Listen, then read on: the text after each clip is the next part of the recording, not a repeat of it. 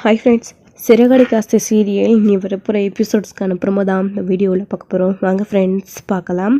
இப்போது அண்ணாமலை இங்கே பிள்ளைங்க எல்லாரும் பயங்கரமாக பிரச்சனை பண்ணுறாங்க அப்படின்னு சொல்லிட்டு எங்கேயோ லெட்டர் எழுதி வச்சுட்டு கிளம்பி போயிட்டாரு. ஆனால் இதுக்கு காரணம் மனோஜ் தான் அப்படின்னு சொல்லிட்டு வீட்டில் முத்து ரவி எல்லாரும் சண்டை போட்டுட்டு அவரை தேடி போயிருக்காங்க. ரோகிணி போயிட்டு இதுக்கெல்லாம் காரணம் நீ தான் அப்படின்னு சொல்லும்போது இதுக்கு காரணம் நீ தான் அப்படின்னு மனோஜ் ரோகிணி மேலே விஜயா மாதிரி அவங்க மேலேயே பழைய தூக்கி போடுறாங்க. இப்போது என்ன மனோஜ் பழி தூக்கி நீ ஏமேலே போடுற ஆன்டி மாதிரி அப்படின்னு சண்டை போட்டுட்ருக்காங்க. பின்ன எல்லாமே உன்னால தான் அப்படின்னு மனோஜ் வந்து பேசிகிட்டு இருக்காது. ஸோ அவரோட முட்டாள்தனத்தினால ஆஃபீஸ் போடுற அது இதுன்னு நிறைய வேலைகளை செஞ்சுட்டு கடனையும் வாங்கி வச்சுட்டு இப்போ இதுக்கு காரணம் ரோகிணி தான் அப்படின்ற மாதிரி ரோகிணி மேலேயே பழிய போடுறாங்க. இப்போது மனோஜ் நீ பண்ணுறதெல்லாம் ரொம்ப தப்பு அப்படின்னு ரோகிணி சண்டை போட்டுட்ருக்காங்க. இங்கே பாரு அமைதியாக பக்கம் போயிடு, என் கண்ணு முன்னாடியே நிற்காத, எல்லாம் உன்னால தான் அப்படின்னு மனோஜ் கோவப்பட்டு திட்டவும் ரோகிணி அங்கேருந்து அமைதியாக வந்துடுறாங்க. என்ன இந்த மனோஜ் எல்லாரும் திட்டுறதில்ல கொஞ்சம் கூட அர்த்தமே இல்லாமல் இவ்வளோ நாளாக இருந்துச்சு, ஆனால் இப்போ தெரியுது அதுக்கு காரணம் என்னன்னு. இவர் பண்ணுற முட்டாள்தனத்தினால மற்றவங்க எல்லாரும் இவனை கேள்வி கேட்டது தப்பு இல்லை, இப்போ ஏன் மேலேயே பழைய தூக்கி போடுறான் சே அப்படின்னு சொல்லிட்டு ரோகிணி ரொம்ப பயந்து போயிருக்காங்க. இப்படி ஒரு ஏமாலையை கட்டிட்டு வந்து இவ்வளோ நாளாக நம்ம எல்லாத்தையும் சமாளித்தோம், ஆனால் இப்போது இங்கே பிரச்சனை வந்தது அப்படின்னு உடனே அப்படியே பழைய தூக்கி நம்ம மேலே போட்டுட்டான், இவனை திட்டுறதுல தப்பே இல்லை அப்படின்ற மாதிரி ரோகிணி நினைக்கிறாங்க. மனோஜ் எதுக்குமே லாக்கில அப்படின்னு இப்போ ரோகிணி நினைக்க ஆரம்பிக்கிறாங்க. அதுக்கப்புறம் ரோகிணியுமே அங்கேருந்து கிளம்பி அவங்களோட ஃப்ரெண்ட் மகேஸ்வரியோட வீட்டுக்கு கிளம்பி போயிடுறாங்க. இங்கே ஸ்ருதியும் ரவியும் இங்கே விஜயாவை பார்த்துட்டு இருக்காங்க. விஜயா டென்ஷனோட உட்காந்துட்டு இருக்காங்க. அத்தை சரியாயிடும் எல்லாம் உட்காருங்க அத்தை அப்படின்னு சொல்லிட்டு இருக்காங்க. அத்தை காலையில் நீங்கள் காஃபி குடிச்சதோட சரி எதுவும் சாப்பிடவே இல்லை அத்தை, 2 இட்லியாச்சும் சாப்பிடுங்க அப்படின்னு மீனா சொல்கிறாங்க. இங்கே என்ன பிரச்சனை போயிட்டுருக்கு, இப்போ சாப்பாடு ஒன்று தான் முக்கியமா, ஏன் அப்படி என்னை தொல்லை பண்ணுறேன், என்னை விட்டு தூரம் போ, எனக்கு கொஞ்சம் நேரம் நான் தனியாக இருக்கணும் அப்படின்னு கத்துறாங்க. இப்போது மீனா மேலே ஏன் ஆண்டி கோவப்படுறீங்க, அங்கிள் வந்துருவாரு, அதான் ரவியும் முத்துவும் தேடி போயிருக்காங்கல்ல, எதுவும் ஆகாது நீங்கள் கவலைப்படாதீங்க, சாப்பிடுங்க, உங்களுக்கு ஏற்கனவே பிபி எல்லாம் இருக்குது, நீங்கள் சாப்பிடல அப்படின்னா பிபி அதிகமாகிடும் இல்லைன்னா லோவாகிடும் அப்படின்னு சொல்லிட்டு திட்டிகிட்டு இருக்காங்க. ஸ்ருதி வந்து சாப்பிட சொல்லி விஜயாவை. அப்போ இல்லைம்மா ஸ்ருதி எனக்கு வேண்டாம் அப்படின்னு சொல்கிறாங்க. இதே மாதிரி மீனாக்கிட்டேயும் தன்மையாக சொல்லியிருக்கலாம்ல, ஏன் கோவப்படுறீங்க அப்படின்னு சொல்லிட்டு இங்கே ஸ்ருதி வந்து கேட்கவும் பின்ன என்ன நானே அவருக்கு ஆனோன்னு டென்ஷனில் உட்காந்துட்ருக்கேன், இந்த சமயத்தில் இப்படி சாப்பிடு அப்படின்னு கோவப்படுத்தினா டென்ஷன் ஆகாதா அப்படின்னு சொல்லிட்டு கேட்குறாங்க. மீனா விடுங்க, அங்கிளுக்கு ஆனோன்ற கோவத்தில் ஆண்டி இப்படி பேசுகிறாங்க, இல்லைன்னா மட்டும் அவங்க உங்ககிட்ட என்னைக்கு நல்லபடியாக பேசியிருக்காங்க, விடுங்க மீனா அப்படின்னு சொல்லிட்டு இங்கே ஸ்ருதி சொல்லவும் நான் எதையும் பெருசாக எடுத்துக்கல ஸ்ருதி, நீங்கள் சொல்கிற மாதிரி இது என்ன எனக்கு புதுசாக, எப்பயுமே அத்தை இப்படி தானே என்னை திட்டிக்கிட்டே இருப்பாங்க, அங்கிள் மாமா காணுன்ற வருத்தத்தில் தான் இப்படி பேசுகிறாங்க அப்படின்னு எனக்குமே நல்லா புரியுது, ஆனால் இப்படியே இருந்தாங்களா அவங்களுடைய உடம்புக்கு தான் கெடுதல் ஆகும், அதுக்கு தான் சொன்னேன், ஆனால் அத்தை புரிஞ்சிக்க மாட்டேன்றாங்க, விடுங்க என் மேலே கோவப்பட அத்தைக்கு உரிமை இல்லையா அப்படின்னு மீனா இதையும் பெருசாக எடுத்துக்காமல் கேஷுவலாக விட்டுட்டு போயிடுறாங்க. அதுக்கப்புறம் டென்ஷனோடய இங்கே உட்காந்துட்டு இருக்காங்க. மனோஜ் வெளியில் வராரு. மனோஜ் வந்து அம்மா அப்படின்னு கேட்கவும் கூப்பிடுறாங்க. அப்போது என்னை தொடாதடா, என்கிட்ட நீ பேசாத, உன்னால தான் என் புருஷன் வீட்டை விட்டு போயிட்டாரு அப்படின்னு சொல்கிறாங்க. அம்மா இங்கே பாருங்கம்மா, நான் சொத்தை பிரித்து கேட்குறேன் அப்படின்னு அவர் சொத்தை பிரித்து கொடுக்கக்கூடாது, நீ எங்கேயோ காணாமல் போயிட்டாருமா, நான் இங்கே இருந்தால் சொத்தை பிரித்து கொடுக்க சொல்லி சண்டை போட்டுகிட்டே இருப்பேன்ல, அவங்க 2 பேரும் வேண்டான்னு சொல்லுவாங்க, அதான் வேறு வழி இல்லாமல் உனக்கு என்னால் சொத்தை பிரித்து கொடுக்க முடியாதுடா அப்படின்னு டேரெக்டாக சொல்ல முடியாமல் அவர் எங்கேயோ போயிட்டாரு, நீ ஏமா கவலைப்படுறா, அதான் அவர் எழுதி வச்சுட்டு போயிருக்காருல்ல, அவர் என்ன சின்ன குழந்தையா காணாமல் போகிறதுக்கு, நானே திரும்ப வருவேன், என்னை தேடாதீங்கன்னு சொல்லிட்டு தானமா போயிருக்காரு அப்படின்னு. டே என்னடா இப்படி பேசுகிற அளவுக்கு நீ ஆள் ஆயிட்டியா, இங்கே பாருடா இந்த வீட்டில் எல்லாரை விடவும் நான் உனக்கு தான் அதிகமாக சப்போர்ட் பண்ணி பேசினேன், ஆனால் இப்படி நீ உருப்படாத பேச்செல்லாம் கேட்டுக்கிட்டு கடனை வாங்கி வச்சுட்டு அவளை என்னைக்கு உன் தலையில் கட்டி வச்சுன்னா அன்னைக்கே உன்னோடைய நேரமே சரியில்லை, எல்லாமே பொய்யாவே தப்பாகவே நடக்குது, சே ஆனால் என்ன சொல்கிறதுனே தெரியல, உன்னை எப்படி திட்டுறதுன்னு எனக்கு தெரியல, எல்லாமே உன்னால தான் நீ சொத்தை பிரித்து கேட்டதுனால தான் அவர் போனார், ஏன் கடன் வாங்கணும், உனக்கு இந்த கடனை எப்படி அடிக்கணும்னு தெரியாதா, ஏதாச்சும் ஒன்று பண்ணி கடன் அடிக்க வேண்டியது தானே, சொத்தை பிரித்து கேட்டு என் புருஷனை இப்படி எங்கேயோ போக விட்டுட்டேன், இங்கே பாருடா அவர் எழுதி வச்சுட்டு போயிட்டா அவர் யாருமே தேடாமல் இருந்துட முடியுமா, என் புருஷன்டா அவர், இங்கே பாரு அவருக்கு மட்டும் ஏதாச்சும் ஒன்று ஆச்சுன்னு வச்சுக்கோ, அவ்வளோதாண்டா உன்னை என்ன பண்ணுவேன்னு தெரியாது, நீ மட்டும் ஏன்டா எங்கேயோ உட்காந்துட்டு இருக்க, உன்னை பெற்றவர் தானே அவர், அப்பான கொஞ்சமாச்சும் உனக்கு பாசம் இருக்கு, இருக்கா?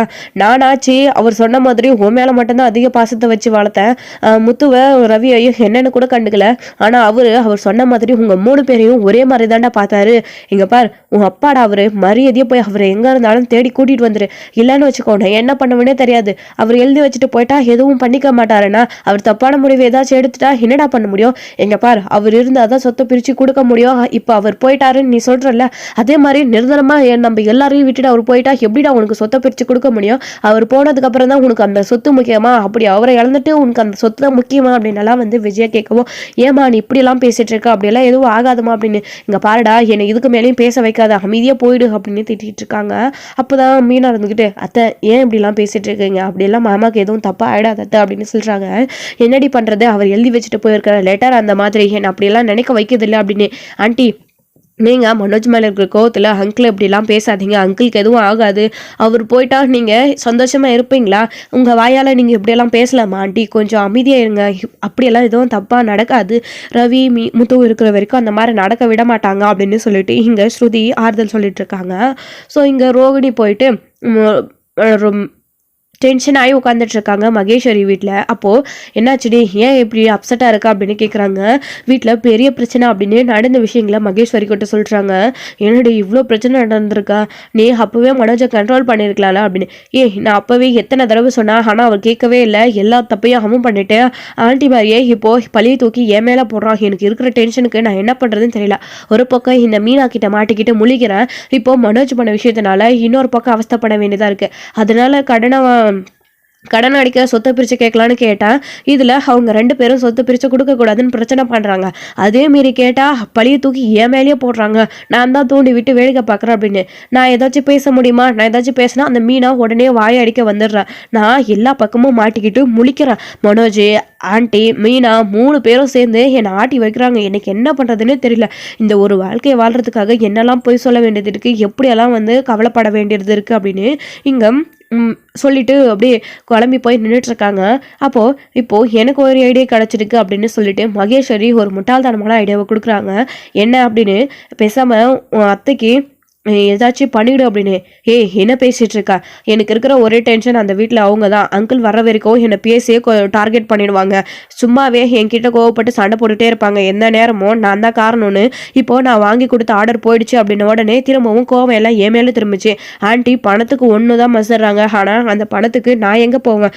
ஆர்டர் போனதுக்கும் அவங்களுக்கு உடம்பு சரியில்லாமல் போனதுக்கும் நான் காரணம் அப்படின்னு மனோஜும் ஆண்டி என்ன பிடிச்சி திட்டிகிட்டு இருக்காங்க. நீ என்னமோ எப்படி பேசிகிட்டு இருக்க அப்படின்னு சொல்லிட்டு ரோகிணி சொல்லவும், ரோகிணி எல்லாம் உன்கிட்ட இருந்து கற்றுக்கிட்டதா உனக்கு. அப்போது ஒரே வழி தான் இருக்குது. உன் அத்தை உன்னை பிரச்சனை பண்ணிகிட்டே இருப்பாங்க, திட்டிகிட்டே இருப்பாங்க அப்படின்னு பார்த்தா அவர் வர்ற வரைக்கும் ஆண்டியை மயக்கத்திலே வச்சிரு அப்படின்னு சொல்கிறாங்க. முத்துவும் அதான் இன்னொரு ரவியும் போயிருக்காங்களா, அவங்க 2 பேரும் கண்டுபிடிச்சி கூட்டிகிட்டு வந்துடுவாங்க அப்படின்னு சொல்கிறாங்க. எப்படி அவர் எங்கே போயிருக்காருன்னே தெரியல, எப்படி கூட்டிகிட்டு வருவாங்க அப்படின்னு. எப்படியோ ஒன்று, ஆனால் முத்து விட மாட்டார் இல்லை, 1 நாளோ 2 நாளோ கண்டிப்பாக கூட்டிகிட்டு வந்துடுவார். அதனால தான் சொல்கிறேன் அப்படின்னு மகேஸ்வரி சொல்லவும், ஆமாம் நீ சொல்கிறதும் சரியாக தான் இருக்குது. ஆனால் வீட்டில் எல்லாருமே இருப்பாங்கல்லே, எப்படி இதை செய்கிறது அப்படின்னு. இங்கே பாரு, இதுக்கு பற்றியெல்லாம் நீ கவலைப்படாத. அவங்க தூங்கிட்டு இருக்காங்க, அங்கிளை நினச்சி ரொம்ப வருத்தப்படுறது, டென்ஷன் ஆகி தூங்கிட்டாங்க அப்படின்னு எதையோ ஒன்று சொல்லி சமாளி அப்படி. உனக்கு என்ன பொய் சொல்கிறதா புதுசு அப்படின்னு மகேஸ்வரி சொல்கிறோம். நீ சொல்கிறதும் கரெக்ட் தான் அப்படின்னு இந்த ரோகிணி தான் அவங்கள காப்பாற்றிக்கிறதுக்காகவும் அவங்களுடைய லைஃப்பை காப்பாற்றிக்கிறதுக்காகவும் எந்த லெவலுக்கு வேணாலும் பொய் சொல்லுவாங்களே. ஸோ இப்போ மகேஸ்வரி பேச்சை கேட்டுக்கிட்டு மயக்க மருந்து கலந்த டேப்லெட், மயக்க தூக்கு மாத்திரையை அதில் கலந்துடுறாங்க தூங்குறதுக்காக. ஸோ அப்போ அதை மகேஸ்வரியாக அவங்க கையால் ரோகிணி கிட்ட கொடுக்குறாங்க. அது எடுத்துகிட்டு வீட்டுக்கு ரோகிணி வராங்க. எல்லாருமே ஒரு பக்கம் டென்ஷனாக உட்காந்துட்டு இருக்கும்போது, எங்கே இந்த சமயத்தில் கூட நல்லா ஊர் சுற்றிட்டு வரியா? என் புருஷனை காணும்னு இங்கே டென்ஷனில் நான் உட்காந்துட்ருக்கேன் அப்படின்னு வந்த உடனே விஜயா திட்டவும், இல்லை ஆண்டி அதெல்லாம் ஒன்றும் இல்லை, நானும் என் தெரிஞ்ச இடத்துல போய் தேடி பார்த்தேன் ஆண்டி அப்படின்னு சொல்கிறாங்க. கிழிச்ச எல்லா பிரச்சனையும் ஒன்றானதாண்டி அப்படின்னு தேடிட்டு இருக்காங்க. எல்லாம் இன்னும் கொஞ்ச நேரம் தான், இப்போது காஃபி போட்டு கொடுத்தா எல்லாம் சரியாக போயிடும் அப்படின்னு சொல்லிட்டு இங்கே நினச்சிட்டு இருக்காங்க மனசில். அப்போது ரோகிணி ஸ்ருதி கிட்ட போய் ஆண்டி ஏதாச்சும் சாப்பிட்டாங்களா அப்படின்னு கேட்குறாங்க. இல்லை மீனாவும் நானும் சாப்பிட கொடுத்தோம், ஆனால் அத்தை ஆண்டி எதுவுமே சாப்பிடல அப்படின்னு சொல்லிட்டு ஸ்ருதி சொல்லும்போது, அப்போது சரி டீயாச்சும் போட்டு கொடுக்கலாதா அப்படின்னு. இல்லை நாங்கள் கிட்டத்தில் போடாவே ரொம்ப கோவப்பட்டு திட்டுறாங்க ஆண்டி, நாங்கள் போகவே இல்லை, தூரமாகவே இருக்கோம் அப்படின்னு சொல்லிட்டு இருக்காங்க. சரி ஃபோன் ஏதாச்சும் பண்ணாரா ரவி அப்படின்னு கேட்குறாங்க. இல்லை இன்னும் எதுவும் பண்ணலை, நாங்களும் உங்களுடைய ஃபோனுக்காக தான் வெயிட் பண்ணிகிட்ருக்கோம் அப்படின்னு சொல்லிட்டு இங்கே ஸ்ருதி வந்து சொல்லிட்டு இருக்காங்க. அப்போது சரி நான் டீ போட்டு வந்து ஆண்டிக்கு கொடுக்குறேன், அது குடித்தா ஆண்டி கொஞ்சம் ரிலாக்ஸாக வச்சுருப்பாங்க அப்படின்னு சொல்லிட்டு டீ போட்டுட்டு இடத்துக்காக போடுறாங்க. அப்போது கிறிஷ் வந்து அவங்க பாட்டுக்கு வீட்டில் ப்ராப்ளம் அப்படின்றது கிஷுக்கு நல்லாவே தெரியுது. ஸோ அவங்க பாட்டுக்கு சைலண்ட்டாக உட்காந்துட்ருக்காங்க. கிறிஷ் வந்துட்டு யாரையும் டிஸ்டர்ப் பண்ணாத மீனாவும் கிறிஷ் கூடவே உட்காந்துட்ருக்காங்க கிறிஷை பார்த்துக்கிட்டே. ரோகிணியை விட கிறிஷ் வந்து மீனா கூட தான் அவ்வளோ அட்டாச்சாக இருக்காங்க. எனக்கு என்னமோ முத்து சொன்ன மாதிரி கிருஷ்ண அப்படி ஒரு கேவலமான ரோகிணியான அம்மா கிட்ட கிருஷ்ண கொடுக்கறத விட பேசாம மீனாவே தன் பிள்ளையா நினைச்சு கிருஷ்ணன் நல்ல ஒரு மனுஷனா ஒரு நல்ல ஒரு ஆளா வளர்க்கலாம். ஸோ முத்து பேச்சை கேட்டுக்கிட்டு மீனா இந்த ஒரு விஷயத்த பண்ணியிருக்கலாம். ஆனால் மீனா இந்த ஒரு விஷயத்த பண்ணாமல் ரோகிணி என்னதான் இருந்தாலும் பெத்தவ இருக்கிறப்போ நாம் எப்படி அவங்கள தத்தெடுத்துக்க முடியும் அப்படின்னு சொல்லிட்டு இங்கே நினச்சிட்டு இருக்காங்க மீனா வந்துட்டு. ஆனால் கண்டிப்பாக இந்த ரோகிணி கூட கிறிஷ் வளர்ந்தா அவன் எப்படி ஒரு நல்ல ஒரு ஆளாக கெட்டவனாக இல்லாமல் வழி தவறி போகாமல் நல்ல விதமாக கிறிஷ் வளருவான் அப்படின்றது மீனா கொஞ்சம் கூட யோசிச்சு பார்க்க மாட்டேன்றாங்க. ஆனால் இந்த ரோகிணி பண்ணுறதெல்லாம் பார்த்தா அப்படி தான் இருக்குது. ஏகப்பட்ட போய் அவங்களுடைய லைஃப்காக எந்த எக்ஸ்ட்ரூமுக்கு என்னாலே போகிறாங்க. இப்போது அது மாதிரி தான் நம்ம விஜயாவுக்கு காஃபியில் வந்து மயக்க மருந்து கலந்து கொடுக்க கிச்சனுக்கு போய் டீ போட்டுட்ருக்காங்க. அப்போது அங்கே அவங்க கொடுத்த மாத்திரையை அந்த செல்ஃப்லேயே வந்து தட்டிட்டு அதில் போட்டுட்டு கலக்கி டீயிலே எடுத்துகிட்டு வந்து கொடுக்குறாங்க. அப்போது ஆண்டி இதை குடிங்க அப்படின்னு முறைக்கிறாங்க. முதல்ல ஆண்டி ப்ளீஸ் முறைக்காதீங்க, என் மேலே இருக்கிற கோவத்தில் டீ மேலே காட்டாதீங்க, குடிங்க ஆண்டி, கொஞ்சம் ரிலாக்ஸாக இருப்பீங்க, நீங்கள் ரொம்பவே டயர்டாக இருக்கீங்க, உங்களோட உடம்புக்கு என்ன ஆகுது அப்படின்னு இதெல்லாம் நல்லா வக்கனையாக பேசுடியே. ஆனால் அவனை எப்படி வழி நடத்துறது, அவனை நல்ல வழியில் எப்படி கொண்டு போகிறதுன்னு கொஞ்சம் கூட உனக்கு அறிவே இல்லை அப்படின்னு திட்டிட்டு அந்த டீயை வாங்கிக்கிறாங்க. ஸ்ருதி சொல்கிறாங்க வாங்கி குடிங்க ஆண்டி அப்படின்னு சொல்லிட்டு. அதனால தான் வாங்கிக்கிறாங்க. அப்படி கொடுத்துட்டு அவங்க டேபிள்லே வந்து அங்கேயே பிளேட்டை வச்சுட்டு ரூமுக்குள்ளே போயிடுறாங்க. டீ குடிக்கிறாங்களா இல்லையான்னு அங்கே நின்று ஒட்டு பார்த்துட்ருக்காங்க. மீனா இந்த பக்கமோ நடந்துட்டுருக்காங்க. அதுக்கப்புறம் மீனாக்குமே ரொம்ப டயர்டாக இருக்குது, தண்ணி குடிக்கலாம் அப்படின்னு போய் பார்க்குறாங்க. அங்கே டேபிளில் தண்ணி இல்லை. ஸோ கிச்சனுக்கு போகிறாங்க. தண்ணி மொண்டு குடிச்சிட்டு சொம்ப கீழே வைக்கும்போது பார்க்குறாங்க அங்கே ஏதோ தூள் மாதிரி விழுந்துருக்கிறது மாத்திரை. அப்புறம் கீழே பார்த்தா மாத்திரை விழுந்திருக்கு, என்ன இது அப்படின்னு சொல்லிட்டு பார்க்குறாங்க. அதுக்கப்புறமா தான் இங்கே வெளியில் வராங்க. என்னவா இருக்கும், இதை யார் பண்ணியிருப்பா அப்படின்னு சொல்லிட்டு அதுக்கப்புறம் டீ குடிச்சு கீழே வச்சிடுறாங்க கப்பை. அந்த கப்பையும் பிளேட்டையும் எடுத்துகிட்டு போகலான்னு மீனா குனிறாங்க. பார்த்தா அதில் அந்த கப்பில் வந்து அடியில் வந்து மாத்திரை கரைசல் இருக்குது. அப்போது அதை பார்த்த உடனே இங்கே ரோகிணி தான் அதை கொடுத்துருக்காங்க அப்படின்னு, ரோகிணி தானே டீ போட்டுட்டு வந்து அத்தைக்கு கொடுத்தா அப்படின்றது மீனா கெஸ் பண்ணிடுறாங்க. அப்போது இங்கே அதாவது ஸ்ருதியை கூப்பிடுறாங்க. ஸ்ருதி அப்படின்னு, என்ன மீனா என்னாச்சு அப்படின்னு, ஸ்ருதி இங்கே வாங்கலையே ஒரு நிமிஷம் அப்படின்னு, இங்கே பாருங்க அப்படின்னு, டீயில் என்ன மீனா இது, டீயில் என்னமோ இருக்குது அப்படின்னு. ஆமாம் ஸ்ருதி இங்கே வந்து பாருங்கள் அப்படின்னு சொல்லிட்டு கூப்பிடுறாங்க. கூப்பிட்டதுக்கப்புறமா இங்கே பாருங்கள் இப்போ தான் டேப்லெட் இடிச்சிருக்காங்க, கீழே விழுந்திருக்கு, ரோகிணி தான் இதை பண்ணியிருக்காங்க, ஏன் இப்படி பண்ணியிருப்பாங்க, என்ன பண்ணியிருப்பாங்க அப்படின்னு சொல்லிட்டு ரெண்டு பேரும் பேசிக்கிறாங்க. அதுக்கப்புறமா ஆண்டிக்கு என்னாச்சு அப்படின்னு ஸ்ருதி ஞாபகப்படுத்தவும் அத்தை அப்படின்னு சொல்லிட்டு வெளியில் வந்து பார்க்குறாங்க. பார்த்தா மயக்கம் போட்டு கீழே விழுந்துடுறாங்க. கீழே வந்த உடனே ஏ ரோகிணி அப்படின்னு சொல்லிட்டு மீனா கூப்பிடுறாங்க. வெளியில் வந்த உடனே என்ன மீனா என்னாச்சு அப்படின்னு, ஆண்டிக்கு என்னாச்சு, ஏன் ஆண்டி மயக்கம் போட்டு விழுந்திருக்காங்க அப்படின்னு, நடிக்காதடி அப்படின்னு பலான்னு ஓங்கி அரைஞ்சிடுறாங்க. என்ன மீனா என்னாச்சு, ஏன் என்ன அடிக்கிறீங்க அப்படின்னு, நடிக்காதடி, அத்தைக்கு நீ தானே இப்போ டீ போட்டு கொடுத்த, டீயில் எதையோ கலந்து கொடுத்துருக்குற, உள்ளே போய் பார்த்தா மாத்திரை துகள்களும் கீழே மாத்திரை இந்த பிளாஸ்டிக் கவரும் விழுந்துட்டுருக்கு, இங்கே பாரு நீ தானே என்னமோ கலந்து கொடுத்துருக்க, என்னத்தை கலந்து கொடுத்துருக்க, ஏண்டி ஏன் உனக்கு இந்த கேவலமான புத்தி, அத்தைக்கு என்னத்தடி கலந்து கொடுத்த அப்படின்னு பலார்னு மீனா அரைஞ்சிக்கிட்டே இருக்காங்க. கிறிஷ் அதை பார்த்துக்கிட்டே இருக்காங்க. அப்போது மீனா கிறிஷ் பார்க்குறா மீனா அப்படின்னு, பார்க்கட்டும்டி பார்க்கட்டும், என்னடி விட்டா ரொம்ப ஓவராக போயிட்டு இருக்க, இங்கே பார் நீ பண்ண தப்புக்காக தண்டனையை நான் அனுபவிச்சுட்டு இருக்க, நீ என்னமோ சொகுசாக சுற்றிட்டு திரிஞ்சிட்ருக்க, இப்போ அத்தைக்கு என்னத்தை கலந்து கொடுத்த நீ அப்படின்னு. மீனா ஒன்றும் இல்லை மீனா அப்படின்னு, என்னடி ஒன்றும் இல்லை, என்ன ரோகிணி இப்படி ஒரு கேவலமான விஷயத்த பண்ணியிருக்கீங்க, என்ன பண்ணீங்க, ஆண்டிக்கு என்னத்தை கலந்து கொடுத்தீங்க அப்படின்னு சொல்லிட்டு கேட்டுட்டு இருக்காங்க. மாட்டிக்கிட்டோமா அப்படின்னு திருன்னு முடிக்கிட்டாங்க. என்னைக்கு முடிச்சிட்டு இருக்க, நீ எப்படிப்பட்ட ஃப்ராடுன்னு எனக்கு உன்னை பற்றி நல்லாவே தெரியும் அப்படின்னு மீனா சொல்லவும், ஆமாம் எனக்கு கூட தெரியும், மீனா பிடிச்சி கொடுத்த ஆர்டர் தானே இது, நீங்கள் பிடிச்சி கொடுத்தது அப்படின்னு நல்ல பேர் வாங்கலான்னு ஹாண்டிக்கிட்டேயும் மனோஜ்கிட்டேயும் வீட்டில் எல்லாருக்கிட்டையும் அப்படி பெருமையாக பேசிகிட்டு இருந்தீங்க. ஆனால் இப்போ பார்த்தீங்களா அந்த ஆர்டரே ஊற்றிக்கிச்சு, இப்போ காரணமும் நீங்கள் தான் அப்படின்னு எல்லாருமே உங்களை தான் கோவப்பட திட்டிகிட்டு இருக்காங்க. இப்போது ஆண்டிக்கு என்னத்தை நீங்கள் கலந்து கொடுத்தீங்க அப்படின்னு. இங்கே பாருங்கள் ஸ்ருதி, நான் எதுவும் தப்பாக பண்ணலை, நான் வந்து ஆண்டி என்னை திட்டிக்கிட்டே இருப்பாங்க அப்படின்னு தான் அதில் மயக்க மருந்து கொடுத்து தூக்க மாத்திரை கலந்து கொடுத்தேன், வேறு எதுவும் இல்லை அப்படின்னு சொல்லாமல், ஏண்டி இவ்வளோ பெரிய கேவலமான விஷயத்த பண்ணியிருக்க, இப்படி பண்ண உனக்கு எப்படி நீ மனசு வந்துச்சு? போனா போகட்டும்னு உன்னை மன்னிச்சு விட்டா இவ்வளோ பெரிய விஷயத்த பண்ணியிருக்க. இங்கே பாரு, இதுக்கப்புறமும் உன்னை பற்றியும் வீட்டில் எல்லாருக்கிட்டேயும் நான் எல்லா விஷயத்தையும் சொல்லாமல் இருக்க மாட்டேன். மாமா வரட்டும், அவர் வந்ததுக்கப்புறமா உன்னை பற்றி எல்லா விஷயத்தையும் நான் சொல்ல போகிறேன் அப்படின்னு சொல்லிட்டு இங்கே மீனா வந்து சொல்லவோ, அப்போது ஸ்ருதி இருந்துக்கிட்ட என்ன மீனா சொல்கிறீங்க? இவங்க ஏதோ கலந்து கொடுத்துருக்காங்கன்னு தான் நீங்கள் கோவப்படுத்திட்டுறீங்க. ஏன் இந்த அளவுக்கு கோவப்படுறீங்க அப்படின்னு.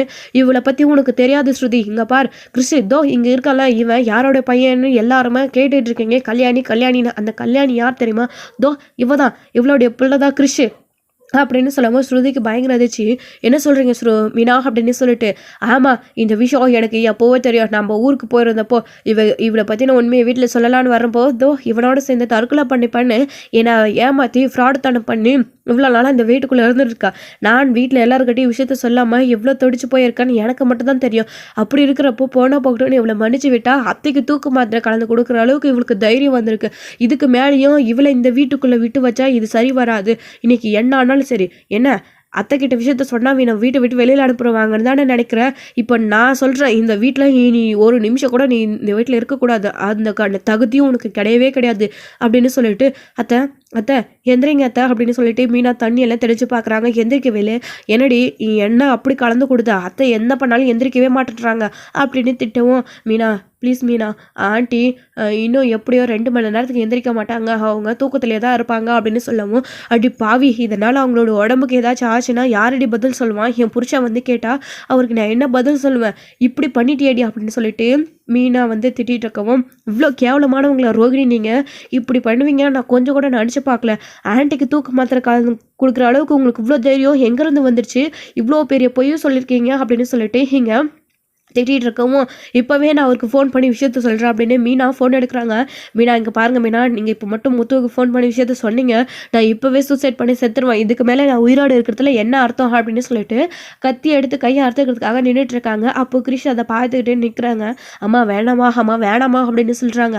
அப்போது அதுக்கப்புறம் வந்துட்டு ஸ்ருதி பார்க்குறாங்க அப்படின்னு, ஆண்டி வேண்டாம், ஏன் இப்படி பண்ணுறீங்க அப்படின்னு கிறிஷ் அப்படியே மாற்றி பேசுகிறாங்க. அப்போது பாத்தியாடி, அந்த பிஞ்சு குழந்தைய கூட எந்த அளவுக்கு நீ மாற்றி வச்சுருக்க, அந்த பிஞ்சு குழந்தைய பொய் சொல்ல வச்சுருக்க அப்படின்னு ஸ்ருதி வந்து கேட்குறாங்க. அதுக்கப்புறம் என்ன ரோகிணி இப்படியெல்லாம் இவங்க பிளாக்மெயில் பண்ணுறாங்க மீனா அப்படின்னு சொல்லிட்டு ஸ்ருதி வந்து கேட்கவும் ரோகிணியை பார்த்து, அப்போது இப்படி தான் என்னையும் இவ்வளோ நாளாக பிளாக்மெயில் பண்ணிட்டு இருந்தா ஸ்ருதி. இதுக்கு மேலே நான் பயப்படுறதா இல்லை, சாவுடி போய் சாவு, இனி இருக்கிறத விட செத்துட்டாவே எல்லாரும் நிம்மதியாக இருப்பாங்க அப்படின்னு சொல்லிட்டு இங்கே மீனா சொல்லிட்டு இருக்கவோ, இதுக்கு மேலே நீ காட்டுற பூச்சாண்டிக்கெல்லாம் நான் பயந்துட்டு இருக்க மாட்டேன் அப்படின்னு சொல்லிட்டு மீனா சொல்லிட்டு இருக்காங்க. அப்போது கையை டக்குன்னு அறுத்துக்கிறாங்க ரோகிணி எடுத்துக்கிட்டு. கிறிஷ் கண்ணு முன்னாடியே ரோகிணி அழுதுகிட்டு கீழே விழுந்துடுறாங்க கையை எடுத்துக்கிட்டு. அப்போ ஓடி போய் ஸ்ருதியும் மீனாவும் பார்க்குறாங்க. என்ன மீனா இவங்க எந்த நெக்ஸ்ட்டும் வேணாலே போவாங்க போல இருக்கே அப்படின்னு, இவ என்ன வேணாலே பண்ணுவா பாத்தியா, இப்போ என்ன பண்ணியிருக்கா அப்படின்னு சொல்லிட்டு கையை ஒரு துணி எடுத்து கட்டி விடுறாங்க. ஆனால் இதுக்கெல்லாம் பயப்படுறவன் நான் கிடையாது, உன்னை பற்றின விஷயத்த சொல்லியே தீருவா அப்படின்னு சொல்லிட்டு இருக்காங்க. அப்புறம் கிறிஷோட கழுத்துலேயே ரோகிணி வந்து கத்தியை வச்சுக்கிறாங்க. இதை பார்த்த உடனே மீனா ஸ்ருதி எல்லாருமே பயந்துடுறாங்க. இப்போது நீங்கள் 2 பேரும் இந்த விஷயத்த வீட்டில் சொன்னீங்கன்னா நான் இப்போவே கிறிஷை கொண்டு போட்டுடுவேன். கிறிஷ்காக தானே நீங்கள் இந்த அளவுக்கு யோசிக்கிறீங்க. நானும் என் பையனும் இதுக்கப்புறம் எதுக்கு உயிரோடு இருக்கணும், அவனையும் கொண்டு போட்டுட்டு நானும் செத்து போயிடுவேன் அப்படின்ற மாதிரி ரோகிணி மிரட்டிட்டு இருக்கவும், இங்கே பாரு ரோகிணி, கிறிஷை எதுவும் பண்ணிடாத அப்படின்னு சொல்லிட்டு ஸ்ருதி மீனா எல்லாருமே சொல்லிட்டு இருக்காங்க. அவங்க 2 பேருமே ரோகிணி கிட்ட கேட்காம கிறிஷோட கழுத்தில் கத்தியை வச்சுட்டு இருக்காங்க. பாருடி, நான் யாருக்கிட்டேயும் சொல்ல மாட்டேன், தயவு செஞ்சா அந்த கிறிஷை விட்டுடு அப்படின்னு சொல்லிட்டு மீனா சொல்லவும், ஸ்ருதியும் நானும் யார்கிட்ட சொல்ல மாட்டேன், கிறிஷை விட்டுடுங்க, அவன் சின்ன பையன் அப்படின்னு ரோகிணி கிட்ட சொல்லிட்டு இருக்காங்க. ஸோ ரோகிணியுமே அதுக்கப்புறம் கத்தி கையில் எடுத்துடுறாங்க. சி இவ்வளோ கேவலமானவளா நீ அப்படின்னு சொல்லிட்டு மீனா ரோகிணியை பார்த்து திட்டிக்கிட்டே இருக்காங்க. ஏன் ஸ்ருதி கூட திட்டிகிட்டு இருக்காங்க ரோகிணியை. அப்போது ரோகிணி அழுதுகிட்டு நின்றுட்டு இருக்காங்க. போதும் உன்னோட ட்ராமாவெல்லாம் நிறுத்தலையா, அத்தைக்கு மட்டாது ஏதாச்சும் ஆச்சு அப்புறம் இருக்கு உனக்கு அப்படின்னு சொல்லிட்டு கோவப்பட்டு திட்டிட்டு மீனா அங்கேருந்து போயிடுறாங்க கிறிஷை கூட்டிக்கிட்டு. என்ன மீனா இதெல்லாம் இந்த அளவுக்கு கேவலமானவங்களா அப்படின்னு, இவங்களை வீட்டுக்குள்ளே நீங்கள் சொன்ன மாதிரி விட்டு வச்சுக்கிறதே ரொம்ப பெரிய தப்பு அப்படின்னு சொல்லிட்டு இருக்காங்க. முதல்ல இவங்களை பற்றி வீட்டில் விஷயத்த சொல்லணும் அப்படின்னு ஸ்ருதி சொல்லவும், அதான் இப்போ வீட்டில் விஷயத்த சொன்னால் கிருஷ்ணா ஏதாச்சும் பண்ணிடுவேன்னு மிரட்டுறாளே, இப்படி மிரட்டி இருக்கிற வரைக்கும் தான் இவளால் தப்பிக்க முடியும். பார்க்குறேன் எத்தனை நாளைக்கு உண்மை ஒரு நாள் கண்டிப்பாக வெளியில் வரும் அப்படின்னு சொல்லிட்டு இங்கே மீனாவும் ஸ்ருதியும் பேசிகிட்டு இருக்காங்க. ஸோ இதோட அந்த எபிசோட் வந்து முடிச்சிருக்காங்க. அடுத்தடுத்த எபிசோடில் என்ன நடக்க போகுது, ரோகிணி வந்துட்டு அப்பாடி இப்போ எப்படி தப்பிச்சோ, ஆனால் இந்த பொய்யை எத்தனை நாளைக்கு இப்படியே மறைக்க போகிறோன்னு தெரியலையே, இவங்க 2 பேருக்கு இப்போ விஷயம் தெரிஞ்சிருச்சு, எப்போ வீட்டில் சொல்லுவாங்கன்னே தெரியலையே, என்ன பண்ணுறது அப்படின்னு ரோகிணி பயந்துக்கிட்டு இருக்காங்க. அடுத்து வந்து முத்து வந்து அண்ணாமலை கண்டுபிடிச்சி கூட்டிகிட்டு வர போகிறாரா, ஸோ என்ன நடக்க போகுது அப்படின்றதெல்லாம் வெயிட் பண்ணி நெக்ஸ்ட் வீடியோவில் பார்க்கலாம் ஃப்ரெண்ட்ஸ். இந்த வீடியோ பிடிச்சிருந்தா லைக் பண்ணுங்கள், ஷேர் பண்ணுங்கள், கமெண்ட் பண்ணுங்கள்.